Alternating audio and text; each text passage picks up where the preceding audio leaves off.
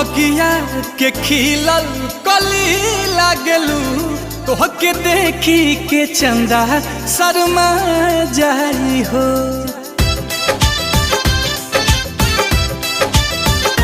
कौनो बगिया के खिलल कली लागलू, तोहके देखी के चंदा शर्मा जाई हो।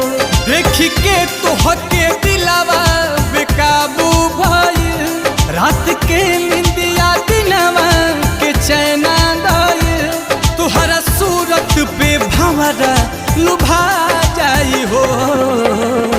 कौनो बगिया के खिलल कली लागलू, तोहके देखी के चंदा शर्मा जाई हो।